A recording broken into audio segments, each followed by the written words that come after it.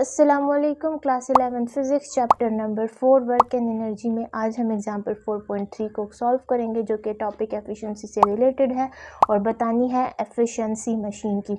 Statement में condition ये given है कि एक मशीन ने जो है वो 10 kg मास जो है वो 6.0 मीटर की डिस्टेंस पे लेके गया और उसको हमने एनर्जी जो दी वो 1000 जूल्स एनर्जी दी। ठीक है, उसके बाद उसने एक 10 kg मास को जो है वो 6 मीटर्स ऊपर लेकर गया। तो आपने बताना है कि इस मशीन की एफिशिएंसी क्या है, यानी इसके जो आउटपुट एनर्जी है ये हमें आउटपुट में कितना जो है वो यूज़फुल वर्क प्रोवाइड करता है। ठीक है, कितना इसका यूज़फुल आउटपुट होता है वो बताना है।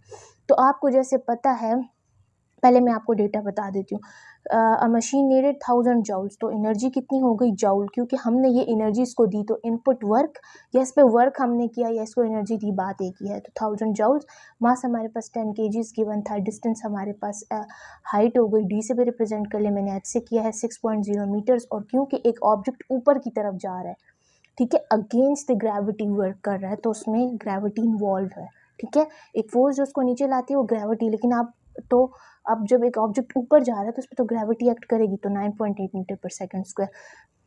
ठीक है, हमने मशीन की एफिशिएंसी बतानी है, यानी उसका आउटपुट बताना है कि उसने कितना यूजफुल आउटपुट दिया। ठीक है, अच्छा, अब आपको पता है ना कि एफिशिएंसी का फॉर्मूला होता है, आउटपुट वर्क को हम डिवाइड करते हैं इनपुट वर्क पे मल्टीप्लाई बाय 1000। ये हमने पढ़ा था एफिशिएंसी के टॉपिक में। ठीक है, इसको हम परसेंटेज में रिप्रेजेंट करते हैं।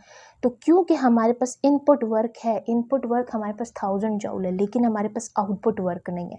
तो आउटपुट वर्क को हमने फाइंड करना है, उसके लिए हमने वर्क का फॉर्मूला ये यूज़ करना है, W = mgh।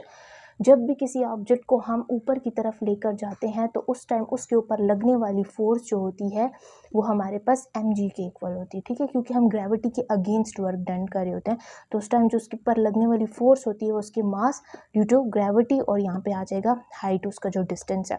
क्योंकि बॉडी है उसका मास m है, उसको आप ऊपर लेके जा रहे हैं, डाउनवर्ड ग्रेविटी एक्ट करिए और उसका डिस्टेंस h हो गया, हाइट।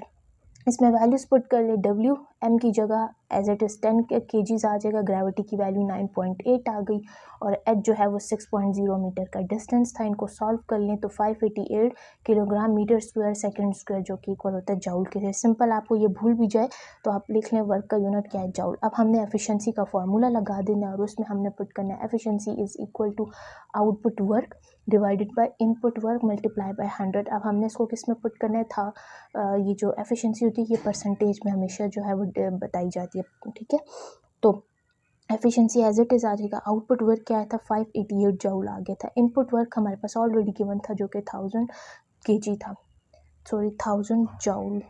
ठीक है, तो ये इट्स अ जूल। ठीक है, it's a joule multiply by 100 and next page पे आप इसको देख लें। ठीक है, हम यहाँ से आ जाएगा एफिशिएंसी इज इक्वल टू, आपने इन दोनों को डिवाइड किया, 588 joule divided by 1000 joule, so you will get 0.588 multiply by 100% as it is आ जाएगा। ठीक हो गया।